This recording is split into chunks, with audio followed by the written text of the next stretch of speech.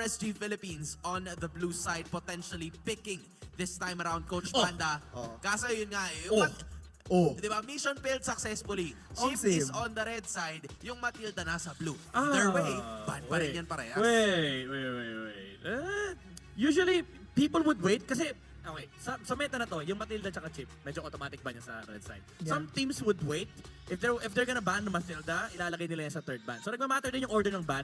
So I just feel like either hindi comfortable ang RSG sa Matilda and they just don't want to give it away, or meron talaga silang hinahabol na first pick dito up against Falcons AP Brent. So I really do like where this is going for RSG as long as masunod yung variation. Kasi kung hindi, masakit sa ulo ng RSG yung if makakuha ng 2 power picks ang FCAP. I think they are at the verge of setting up their jungler. Kaya nga, if ever man na that happens, Fanny first pick din for RSG Philippines. Either that or yung Nolan. Yep. So Fanny Nolan yung mga ideal na choice dito for RSG. FCAP naman, if that's the case, they can get their hands on the Haya. Moskov Haya, Yeah. Edith Haya, Hylos Haya. Yeah.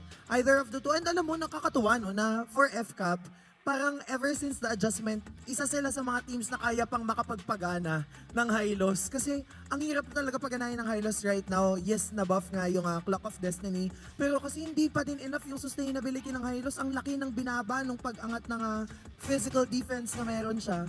And even the Thunderbelt na ni-nerf din. Yeah. Oh my gosh. From What's ano your ata, command? from 5.5 naging 3 na lang. Okay, binan ng RSG yung Fanny. So I think they're eyeing for again Haya. Nolan or Haya exchange between these two teams. So FCAP ang pwede nilang gawin, magtanggal sila ng random na hero. Ito yung mga throwaway ban. Pwede naman yung Edith sila magtanggal. Edith, Harith, even, or kung gusto mo ng classic na throwaway ban talaga yung Zask or Juicin. Actually, di na nga siya Wala pinapansin na. lately.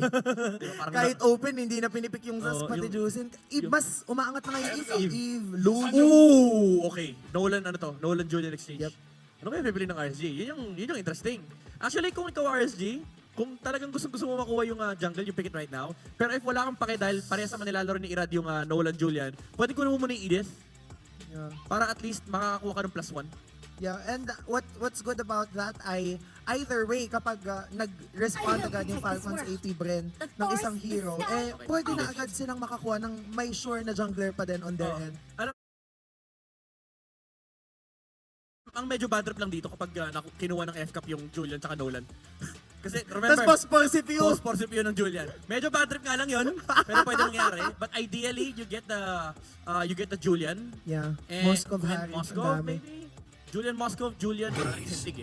Upon the Oh, edge Nolan, okay. of the Nolan yung void. pinili nila. Julian!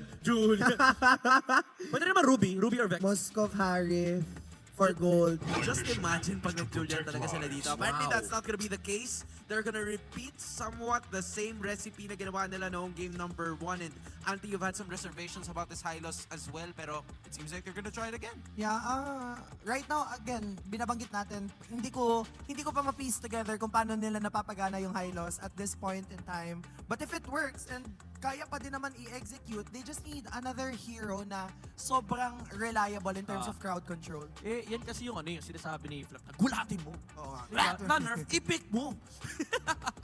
Well, ginawa din naman ng RG kahapon. It just didn't work out. Pero, okay, Ling Harris. That's quite dangerous though. These two heroes, Ling, di nag-enjoy kalaban ng isang Hylos. Harris, di nag-enjoy ng kalaban ng isang Nolan. So, I mean, comp-wise, okay lang din naman. Malakas ang kanilang mid-power spike. It's just that, kailangan protektahan nila ng todo yung purple buff ni Ling dito. Ouch. To live is to trick the Parang alam ko na reaper. kasunod na ba nito, Valentina Lilia. Valentina, yeah. Right now, makikita natin na in terms of average team fight participation, number 1 ang Praise Cup, the stars followed by and RSG seek your Philippines. path. But then, hindi naman nakakabigla yun. Nakikita Oo. natin yun right now. These are both of the teams that are really good in terms of team fights, and madalas yung mga laban talaga nila tinatapos nila ng mabilisan or kung sakali na matagal, natatapos yun ng wipeout or apat na heroes talaga bumabagsak. So it really goes to show that the stats are quite accurate, especially with the heroes that they've picked right now. Yan yung pag nakita mo yung heat map, bilog-bilog, yung init. Tapos puro pula. Oo, kasi 10 hero lang yung nandun. Interesting tong Louis Ban. I mean, Against Kara. Oh, yun nga eh. Tsaka nakaling din kasi yung RSG. Pero again, still respeto sa Louis ng RSG. Moskov, Claude, My Ban. kiss grants you Alice. immortality nakaharit or sila. death. Kaya nga ng Harith ang alis. Yeah. I think ang iniiwasan na din talaga nila dito is yung group up. Kasi nga, medyo madaya din naman yan eh. Yung combo ng FCAP, yung proven and tested na Faramis Hylos, tapos sasama mo pa ng Alice. Valen Vex ang isa sa nakikita kong ban for FCAP. Sino yung dalawang yan? Sino yan? Hindi ko ipaliwanag. Parang si AB Bren Brody yata ay nasa kanan, tapos ay nasa kaliwa. Pero yung nasa kabila, ayun na. But again, just like what you guys have mentioned, yung Alice seems to be like an interesting... grabe yung ano, parang may fan favorite. Oh. Ang Sige, ganda ang naman. ganda eh, no? Ang ganda eh. Oh, maganda. Vex Valen. Ayun ang Vex. Ang ganda, auntie. Ang ganda. Ang ganda, Midnight. Ang ganda. Ang saya ni Midnight. Oo nga. Oo, no? Hindi, masaya ako para din kay auntie kasi yun, diba? Nakikita niya yung mga Vex. Kasi mage yan si auntie eh. Oh, So, hindi nyo nalalaman, mage yan si Auntie Anara. And mage din si Pew. Na yung Paramis yung kanyang main hero na used 83%. And not only that, halos parte siya ng every single team fight dahil yung kill participation niya on average is 76%. And you'd love to give that, especially with someone like Pew na laging nasa parte ng laban whenever he is. Naku po, nakuha yung clone ni Marco. By the way, yung sinasabi ni Auntie Ann, yung Vex tsaka Moscow nakaban na. So, for RSG, okay, anong pangangauntan nila dito kay Hylos at Paramis? I think it's Lilia, Valentina, Aurora, parang may Nolan tsaka ano kasi, Nolan Claude eh. Eve, naggatot actually, Eve. ulit. Pwede Eve. Naggatot ulit. Naggatot. Gatot Eve. Gatot Lilia, pwede, di ba? Yung ginagawa ng Omega. Pero I think ang maganda dito, Mino, Mino. Grok tsaka Eve. Yeah. O Ruby Eve. Open ba? Ruby, di ba? Yeah, open Yeah, Ruby pa. Eve. Maganda Eve. If they were to pick the Eve, medyo madami ding slow because of the Harith, yung Shaman Force, tapos yung slow ng Primarant, tapos yung slow ng real world manipulation. Tamus is back! Move, okay. I mean, good answer versus the Claude, yung Vengeance. Also, medyo okay naman siya sa Hylos lane. Sustainable din versus the Nolan. Pwede niya talunan yung Paramis. It does make sense. Nag-make sense naman dito yung Samus pick. Ang worry ko lang dito is yung early game potential ng... Pakito. Malakas naman RG. Oh, Pakito! Pakito, boss! Pakito! Please! Pakito! Flap! Or gusto mo, Terizla, normal lang din. Normal na normal araw lang. para sa F-Cup. Glue! Yeah. The hunt begins.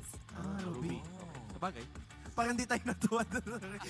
Gusto ko kasi makita yung Pakito skin eh. Kaya nga eh. Ako din, yung Brody nga eh, di ba? Pero okay lang din tong okay lang din tong, again, ganyan ang identity ng F-Cup. Yung talagang stable composition lang.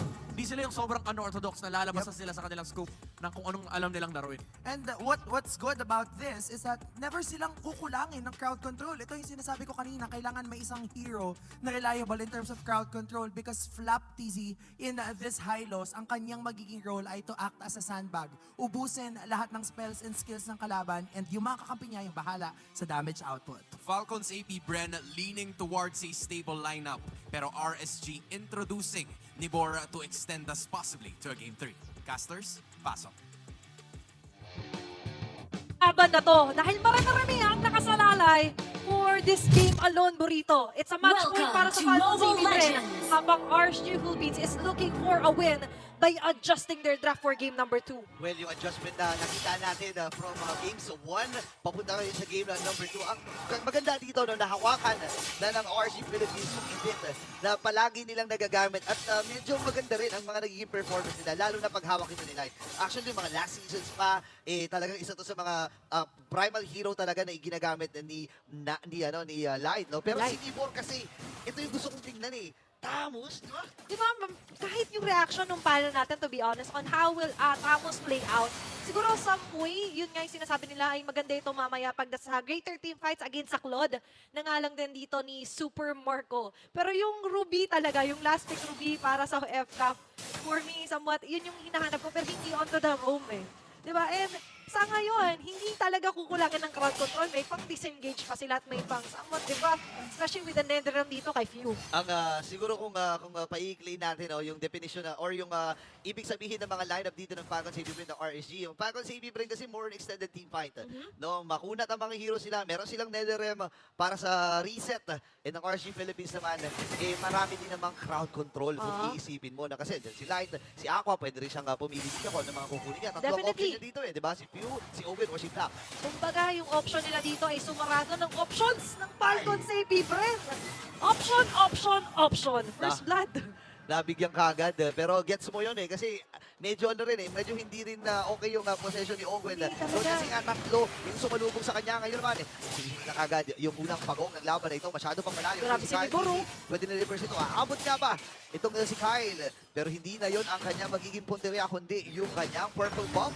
Habang din sa may gilid, may sapakan din nagaganap si Libor at si Blap. Ang ganda nung ginawa doon ni Debor, to be honest. Ito yung hinahanap-hanap natin. Lamang talaga siya pagdating sa one-on-one micro. Pagdating sa macro, more on polishing talaga. Pero somewhat ngayon, mas makapolish na rin yung ganong klase ng mga bigger movements dahil nga meron silang aqua na ngayon ay gagaya ng Netherrealm. Kung kanina sabi mo ay more extended, ang pwede mga teamfights dito for Falcon Safety Bren, for RSG more on layering, ang pwede nilang gamitin dito na taktika. When we say layer, dahil nga kay Aqua, depende sa kung ano yung gagayahin niya mamaya. Pero ito yung hindi nila pwedeng gayahin muna. Dahil nakikita natin na Falcon Safety Bren na medyo umaamba na pabalik. Oo, parang nagbabalik ka rin Kung matatandaan natin kanina ang taas. 83 something yung win rate ng Falcon Safety Bren kapag ginagamit nila itong Paramis and this week alone lang at ang ganda ng nagiging prioritization talaga sa isang Paramis. Yeah. Isa pa dyan is yung Matilda. Hindi naman nakalusot yun, pero parang hindi yata na malusotin itong CPU. Nakaka-purify din, pero nagamit tayo na rin habang pasok ang mga members dito. Irad pa rin, Nagamit na kagad yung Benjos habang demonstrate. Wala kay Irad. Irad talaga ay kumuha na rin at taras muna ang RSG at nakakuha sila ng 1,000 kalamangan. Yung sinasabi natin case-to-case basis, pero ito yung case ngayon, yung ginayang Netherrealm, ay sobrang gandang pag-save na nga lang din kay Light. And RSG Philippines, ang dami nilang type A, type B man yan na pwede maging option sa mga labanan. Lahat yan ay nakadepende na nga lang din sa gagayahin or pwedeng targetin ni Irad. And definitely, maganda-ganda ngayon ang starting lineup at starting facing ng RSG Philippines. Yun, nakasilip din. Nakuha ba? Nakuha ata ni Irad. Yan, nakuha Oo, ni Irad. nakuha! Yung purple bomb. Pero sabi din ng Falcon Safety Friends, sana lang ang kuhain natin habang salubong si Libor. Wala pa naman siyang vengeance dito. Pero ang idea ng Falcon Safety Friends, kailangan natin makapitas ng isa. Pero pa? parang siya at sila ata pipitasan dito. Alisin muna si Aqua. Second turtle available na rin. At naka-ready na ang magkakalupunan. Medyo masakit to kay Caldizi, wala siyang purple doon. Wala. Pero kailangan na muna ng mental reset. Ngayon magkakasubukan na naman ang mga junglers and as well as ngayon ang for Falcon Safety Bren. Walang subok-subok. Diretso lang. Okay? At ngayon sa may bandang taas, liliko tayo. The matchup of Harit and of course the Claude para kay Super Makmak. At ngayon ay medyo sasamahan pa siya ng kanyang kuya. And then definitely, mas mamaya pa tayo makakita talaga dito ng mga teamfights. Nakatan nila, iikot na nga lang din doon ng ilang sa mga members ng Raiders. Pero babalik tayo dito. Kaila Kyle TZ, ano na nga ba or saan patungo itong pagbabantay nila? Op, Okay, nag-aabang lang sila dito, Irad. Nakita na rin nila na nakasilip dun sa yung mga batuhan. Pero ang goal lamang muna nila dito ay mag-farm. Kasi nga naman importante talaga sa magkabilang junglers natin yung mga farms, lalo na sa isang lane. Yeah. Dahil nga naman, alam natin yung power spike ng lane kapag gumanda yung early niya, kapag hindi siya as of this moment, wala pa naman siyang death at nakakuha na rin siya ng kill. For me, kahit hindi ganun kalakihan, magandang simula pa rin para sa RSG. baga 10% impact nakukuha niya na ngayon. Hindi man yung full criteria, pero ito ba, mas mapapaganda pa? Oo. Kasi sa ngayon ay medyo naging maganda yung spacing na nabibigyan nila kay Kusei. Napasagan ng early turret dito si Super Marco. At then for RSG Philippines, they're looking at this a game at a bigger picture, at a bigger scale. Objectives muna tayo. Huwag natin ipilit yung iba sa mga teamfights na gustong gawin sa atin ng Falcon Safety Bren. Oo, tsaka ayaw din nila ipilit dito sa may bandang ibaba, Kasi si Nibor, alam mo naman yan grabe yung sustain Conceal? na may bibigay niyan. Okay, meron nang nagamit na offended at conceal mula kay Ogwen. Wala So, pa. hindi nauubos sa mga kits. And importante yun. Though, mabigli lang naman din yung cooldown. Oo. Pero kasi importante doon yung conceal Tsaka yung ilang segundong wala kayong conceal, tapos wala kayong panghabol, pwedeng mag-go ang RSG Philippines. Okay, nailabag yung Glorious Pathway kasabay nung Zaman Force. Pero wala nang nakapag-maximize ng parehas na skill na nailapag dito ng Falcon Safety Bren at RSG. Grabe, nung umaawat na yung RSG Philippines, pansin mo, kapag pasulong sa kanilang F-Cup, gagawin na atras muna. Oo. Hindi nila gusto na manggaling sa F-Cup yung final shot or yung warning shot bago tayo mag-clash. Instead, they want to be the one setting up the questionnaire, setting up the plays. Pero ngayon, tatlo or apat sa miyembro ng Falcon Safety Bren ngayon na medyo umaaligid sa may turtle pit natin. Pababa na rin ngayon si Conceal. Super Marco. Ito na naman yung conceal attack, pero wala pa rin Ay! munang mangyayari, Burrito. Nakita kagad dito si Light. Wala muna. And kung ikukumpara natin yung game number 1 na performance na magkabilang kupunan na to, yung game 1 kasi suntukan kung suntukan, walang pahingahan Ito naman may pangapagpreno silang ginagawa. Maraming umaawat. Pero dito walang aawat. Walang aawat. Nandun na pagpasok nila ni Borfla PC sa tatlo. Walang umuhuli sa kanya. Pero yung turtle mahuli ni Irad. Ayaw na magpaawat dito ng RC Philippines at pag-isaman force. And this time, Netherlands ay nagamit na nga rin. Pero sa play naman, ang isasagot dito ni Irad habang placing duet. Sa kabilang panig naman, Aqua pumasok na rin doon sa loob ng base. And this time, ay tutunawin siya. Nakakuha na rin si Kyle TC ng isang kill. Ngayon, atras muna ang RC Philippines. Isa lang ang magiging casualty sa Falcons AB Brand habang dalawa sa RC Philippines. Kumakapital ang FCAP sa ilang mga posisyon na nag-overstay ng mga members ng Aray, RSG. aray, Katulad nito, Ang sakit. nag-overstay. Aray ko po, may X and Y axis pa na inilagay dito si Kyle TC. Tunaw ka agad ditong si Irad. Sabi ni Kyle, kinalkula ko to pre. Akong bahala sa X inyo. plus Y equals ano eh? X, ano yun? XY XY squared ba yun? Oo. Tama ba yun? Equal sakit. Yun na Sakit. lang. Yung sakit doon na natamo ni Irad alone. Pero ito yung mas masakit. Oh no, pati yung si Light ay kinuha na rin dito ng Paco City Red. Pero sa may bandang likuran naman, si Kusei. Ganda na pag-clear wave nila dito. Pero sabi ni Kyle DC, hindi tayo uwi nang walang makukuha kahit yung green caps. Kailangan na natin pinasin 20 seconds para sa unang Lord ng laban na ito. Pagkakataon ng Paco City Red at RSG na bumalansin na ng kanilang mga lanes. Ay, kakalma muna dito mga tila ba mathematicians sa pagkakalkula. Ano nga ba yung mga risk? Pero mas risky itong match na to be honest kapag ka ang FCAP muli ang nakakuha kasi ng game number 2 guys. At kung hindi nyo rin papasin na mas risky ngayon na tumapat kay Supermaker ngayon, meron na siyang DHS with a golden staff. Habang may pangsagot din naman palaga dito si Kusei. Kung match-up lang naman ang gold, pareho na silang somewhat online. Pero mas online dito, yung pagkabante! Dapat na yung sobrang agad itong si Irad. Actually, kung titingnan mo, pwedeng go signal nga ito sa Paco City Red. Pwede. Kaya lang as of this moment kasi wala silang idea kung ilan ang nakapaligid dyan sa right push na mid and sa left push, Ayan, push meron na na. mid. Pero nasilipan na sila dito ni Ogwen. Pasok kayo si Black PC. Yun yung pulse of view. Pero feeling ko magkikita na to. Ang eyeball nito ay doon na sa Lord eh. Ang grand eyeball ng mga Gen Z. Ayan, mga Gen Z ay dito na nga magaganap sa may bandang gitna. Aatake! Naku po, nagamit na rin yung ultimate. This time, Adibor! Hindi binitawan na yung Ito ganyan yung ng Bengals. ginaya. At pumasok na rin itong si Irad. Habol sila dito. Ang daming mga nag-spend ng ultimates. Even yung ultimate view ay nagamit na rin nila. Walang mamamatay, pero puro duguan na magkabilang kumunan. Ang daming nag-dance battle, ang daming nag-hepeporay doon sa gitna. Pero sa muli, wala namang lalamang ng sobra. Sobrang dikit to be honest na nagiging laban natin ngayon. Both of them ay somewhat hindi ganon katapang pa. Kung papansin niyo pares silang mas iwas ngayon sa away, mas iwas sa mga clash. Hindi tayo nakakita ng mga flicker hatak na nanggagaling kay Ogwen.